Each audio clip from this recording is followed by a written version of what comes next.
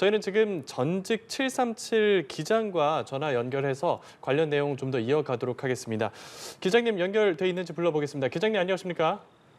네, 안녕하세요. 예, 이 보잉 737 기종을 직접 운행을 하셨던 거잖아요. 이 737이라는 비행기가 여타 다른 비행기와 어떤 차이점이 있는지 먼저 설명 부탁드립니다. 네, 미국 보잉사 항공인데요. 예, 737 기종이 나온 지는 오래됐지만 전 세계적으로 가장 많이 팔린 베스트셀러고요. 현재 우리나라에서도 가장 많이 운항되고 있기 때문에 특별히 이번 사고가 737이라서 그런 문제가 있어 보이진 않습니다. 예, 오늘 사고 영상 보셨을 텐데요. 이 사고 과정을 보면은 동체 착륙을 하지 않았겠습니까? 이 동체 착륙을 하는 경우에 대해서 어떻게 저희가 보면 되는지 설명을 좀 부탁드릴게요. 네, 동체 착륙은 흔한 경우는 아닌데 동체 착륙을 해야 되는 경우는 이 랜딩 기어 즉 그 착륙을 위한 그 바퀴죠. 그 예. 바퀴가 내려오지 않을 때만 해야 되는 할 수밖에 없는 그런 상황인 것이죠. 그 항공기가 공중에 계속 있을 수가 없고 결국에는 어딘가에 착륙을 해야 되는데 예, 바퀴가 내려오지 않는다면 동체로 착륙할 수밖에 없는 상황인 것이죠. 예, 그렇다면 지금 영상을 보셨을 때, 좀 뭐랄까요? 지금 저 상황은 동체 착륙을 할 수밖에 없는 상황이었다라고 보시고 계시는지도 궁금한데요. 영상을 보시고 어떤 부분들을 좀 눈여겨 보셨는지 말씀 좀 부탁드릴게요. 네, 뭐 그 안에서 어떤 그런 기상 상황은 정확하게 지금은 파악하기 힘들지만 예, 예, 어쨌든 화면으로 보이는 걸로는 오른쪽 엔진이 지금 터지면서 화염이 그 일어나는 걸 봤고요. 예. 그러면 한쪽 엔진이 고장이 났다는 것인데 그러면 그냥 왼쪽 엔진은 살아 있으면 그걸로 착륙이 가능하거든요. 예. 얼마든지. 네. 그런 훈련도 잘 되어 있고. 근데 왜 랜딩 기어가 안 내려왔느냐? 그 엔진 고장이 나도 랜딩 기어는 충분히 내릴 수가 있거든요. 시스템적으로. 아, 엔진 네. 고장과 랜딩 기어가 직접적인 연관관계가 그러면은 없다라고 보면 되겠습니까? 한쪽 엔진이 살아 있다면요? 그렇죠. 이 랜딩 기어를 내리는 거는 하이드롤릭이라고 이제 우리 유압 장치라고 하는 장치로 랜딩 기어를 내리게 되어 있는데 예, 만약에 그 모든 것들이 고장났다고 하더라도 최후의 수단으로 그 중력에 의해서 그냥 잠금 장치를 풀어서 랜딩 기어를 떨어뜨리는 장치가 되어 있거든요. 아, 네. 수동으로 내린다는 말씀이시죠? 네, 그렇죠. 무게에 의해서 그냥 뚝 자유낙하로 떨어지는 장치가 최후의 수단으로 그 장치가 되어 있어요. 네. 근데 그런데도 왜 안 내려왔는가? 그것이 이제 굉장히 그럼 저는 한 가지 이제 여쭤보고 싶은 게 의문점이죠. 지금 말씀하신 그 부분이요. 수동으로도 왜 내려지지 못했는가에 대한 부분. 그렇다면 수동으로 내려지지 않는 경우는 어떤 경우입니까? 어떻게 봐야 되겠습니까? 글쎄요, 그 경우는 진짜 상상하기 힘든 경우인데요. 아, 그렇습니까? 네, 그 기어가 이렇게 바퀴가 무게가 있지 않습니까? 그렇죠. 특히나 737 같은 경우에는 그게 밖으로 노출되어 있어요. 이렇게 접어 올려도 네. 아, 밑에서 보면 바퀴가 보여요. 예, 예. 그래서 그냥 잠금 장치만 딱 풀리면 툭 떨어지게끔 되어 있는데 그게 왜 안 내려왔느냐. 해외 사례에서 이렇게 동체 착륙을 하는 경우들이 있었는데요. 예. 그런 경우를 보더라도 저렇게 전체 다 그냥 모두가 안 내려온 경우는 저는 예. 본 적이 없거든요. 최소한 바퀴 하나 정도는 내려왔다는 말씀이십니까? 네, 뭐 앞바퀴가 내려와서 뭐 축이 틀어졌다든지 예. 내려오다가 뭐 걸려가지고 덜 내려왔다든지 이런 경우들로 동체 착륙을 한 경우들을 좀 보긴 했는데 지금 같은 경우에는 어쨌든 지금 하나도 안 내려온 걸로 보이고요. 예. 근데 뭐 그것마저 고장이 나서 안 내려왔다. 그러면 진짜 뭐 이거는 상상하기 힘든 상황인 거죠. 아, 예. 그러면 네. 저희가 이제 일부 전문가 말을 들었을 때 그 랜딩 기어, 그 착륙 장치가 어떤 공간에 있어서 그 안에 무언가가 낀다면 떨어지는 게 막힐 수도 있는데 해당 기종 같은 경우에는 아예 랜딩 기어 착륙 장치 바퀴가 외부에 붙어 있기 때문에 무언가가 낄 가능성도 없고 그냥 툭 잠금 장치만 풀면 알아서 떨어지는 그런 기종이란 말씀이신 거죠? 그게 뭐 외부에 붙어 있다라고 하기보다 예. 그걸 이제 닫아주는 도어가 없는 거죠. 그래서 그냥 밖에서 보면 보여요. 랜딩 기어가 올라가더라도 예. 그 아래쪽 그 비행기 아래쪽 면에 바퀴가 보이거든요. 예. 예, 그 정도로 이제 노출이 되어 있는데. 네. 근데 이제 어쨌든 이 랜딩 기어를 내리는 유압 장치가 고장이 났다고 하더라도 최고의 수단으로 중력으로 떨어뜨리는 그런 장치가 되어 있는데 왜 저렇게 바퀴가 안 내려왔을까? 이거는 굉장히 매우 드문 경우고 저도 좀 의문입니다. 알겠습니다. 지금 기장님 말씀을 정리하면 엔진 한쪽이 고장이 났어도 다른 한쪽으로 충분히 가능했고 만약에 그게 아니었더라도 랜딩 기어는 충분히 수동으로라도 내려올 수 있었는데 그조차 안 돼서 지금 동체 착륙이라는 굉장히 이례적인 상황이 됐다라는 말씀을 해주신 거잖아요. 네네. 그 조금 전에 저희가 국토부 브리핑을 들어봤습니다. 거기서 이제 네. 교신 내용을 초동으로 일부를 발표를 했는데 거기에서 이런 네. 이야기가 나왔습니다. 처음에 활주로 착륙을 시료하려다가 네. 조류 활동 충돌 경보를 내렸고요. 1분 네. 뒤에 기장이 메이데이를 선언했다. 그리고 그 메이데이 선언 이후 2분 뒤에 사고가 났다라고 지금 브리핑에서 전해졌는데 네. 이 브리핑을 듣고는 어떤 상황을 생각해 보셨는지도 궁금합니다.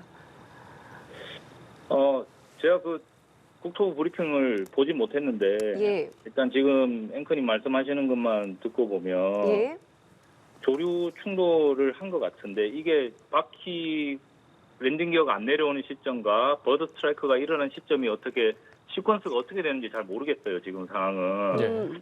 근데 어쨌든 메이데이 선포 비상 선포를 했다는 것은 뭔가 문제가 확실히 생겼고 예. 근데 2분 후에 충돌했다는 걸로 보면 굉장히 그게 착륙 직전에 이루어졌다는 거거든요. 이 예. 비상 선포가. 그렇죠.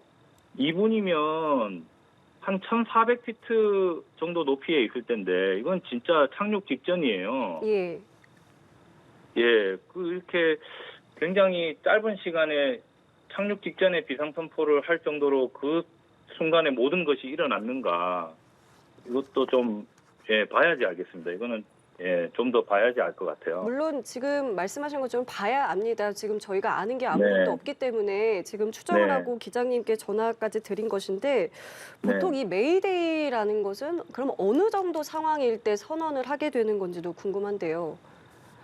이거는 진짜 비상 착륙이 필요한 상황에 선포를 하는 것이죠. 그렇게 되면 관제 기관에서 이제 모든 우선권을 그 항공기한테 주게 되고 예.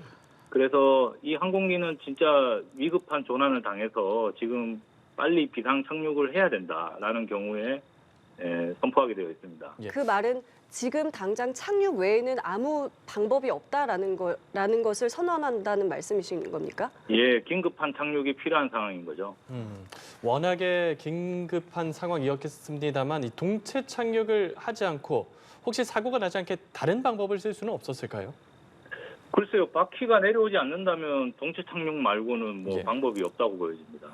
해당 공항은 근처에 물가가 있어서 바다 네. 쪽으로 좀 돌릴 수 있는 방법에 대해서는 어떻게 생각하십니까? 활주로가 있는데 예.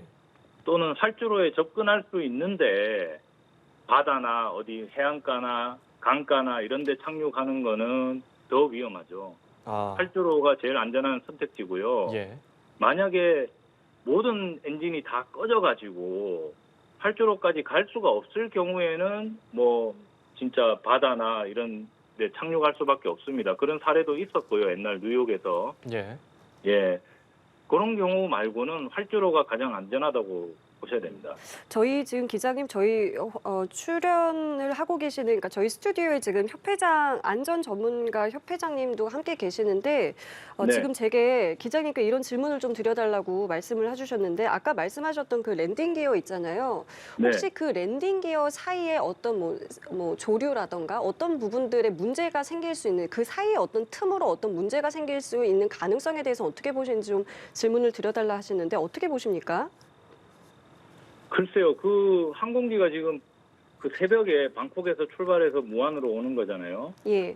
그러니까 그 고고도 이제 이 한국으로 올 때는 굉장히 높은 고도 3만 피트 이상을 날아오는데 그 상황에서는 뭔가 이 공기 중에 뭐 생길 뭐가 그럴 만한 그 이유가 없고요. 착륙하는 과정 중에 뭐 거기 그렇게 빠른 속도로 날고 있는 항공기에 그 부분에 무슨 이물질이 낀다는가 이런 거는 사실 좀 상상하기 힘들죠. 알겠습니다. 자, 그렇다면 네. 기자님 지금 사고가 나고 쭉 여러 보도들을 보고 계실 텐데 지금 어떤 부분의 조사가 가장 우선적으로 이루어져야 한다고 보시는지 듣겠습니다. 네, 일단 뭐 버드 스트라이크도 일어났다, 뭐 엔진도 뭐 어떻게 됐다, 랜딩 기어가 뭐 안 내려왔다 이런 것들이 지금 복행도 했다 예. 이런 것들이 지금 막 개별적으로 다 이렇게 정보가 지금 제공되고 있는데 이 시퀀스가 어떻게 되는지 일단 정리되는 게 먼저 필요해 보이고요. 예. 복행을 왜 했으며, 그러니까 먼저 버드 스트라이크가 일어나서 착륙하는 과정 중에 그래서 복행을 한 것인지 엔진 한 개로 착륙을 하기 위해서 복행을 해서 다시 이제 조치를 취하고 돌아오면서 뭐 바퀴가 안 내려온 것인지 이런 순서를 일단 정리하는 게 필요해 보이고요. 예. 그다음에 그럼에도 불구하고 그럼 바퀴가 안 내려온다는 거는 바퀴를 내릴 때 인지가 되었을 거란 말이죠. 바퀴를 내려보기 전에는 바퀴가 안 내려온다는 거를 알지 못하니까. 아, 그렇습니까? 예. 그렇죠. 바퀴를 내려봐야지, 안 내려오네? 라고 알 수가 있는 거죠. 예.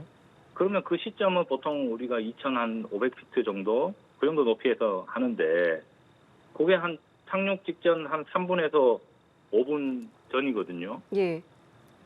그때 인지가 되었다면, 그 다음 조치를 했는지, 또는 복행을 또 해서 조치를 하고 내려야 되는지, 이런 것들이 이제 그 당시에 판단을 해야 되는 건데, 그 칵핏 안에서 판단을 해야 되는 건데, 이제 어쨌든 엔진이 한쪽이 꺼졌다고 해도 착륙하는 데는 전혀 문제가 없습니다. 그런 훈련도 굉장히 잘 되어 있기 때문에. 예. 근데 랜딩 기어가 안 내려와서 결국은 동체 착륙을 하면서 저 끝에 활주로 끝에 있는 그 둔턱에 충돌하면서 폭발을 한 걸로 보이거든요. 예. 예. 예, 그래서 이 랜딩 기어가 왜 안 내려온 것인지에 대한 조사가 필요해 보입니다. 지금 말씀대로라면 이제 시간대별로 상황이 일단 좀 정리가 돼야 된다는 말씀이신데 마침 네. 두 개의 블랙박스 가운데 비행 기록 장치가 수거가 됐다라는 조금 전 국토부 브리핑이 있었습니다. 네네. 이제 만약에 이 이제 수거된 것들을 이제 가지고 하나씩 이제 알아볼 수 있을 텐데 어떤 것들을 저희가 여기서 알아볼 수 있는 건지도 궁금한데요. 그렇게 되면 이제 그 조종실 안에 있었던 기장 부기장 간의 어떤 조작들이 이루어졌던 것들이 다 나오게 되죠. 그것을 토대로 시간대별로 어떤 상황이었는지 네. 어떤 판단을 내린 것인지 어떤 문제점이 있었는지를 저희가 역으로 알 수 있는 것이고요. 네, 그렇죠. 그때그때 어떠한 것을 인지하게 됐고, 어떤 경고가 떴고, 그다음에 어떤 조치를 하게 됐고, 이런 것들이 나오게 되는 거죠. 예, 알겠습니다. 기자님, 저희 오늘 말씀은 여기까지 듣도록 하겠습니다. 오늘 전화 연결해 주셔서 감사합니다. 네, 감사합니다.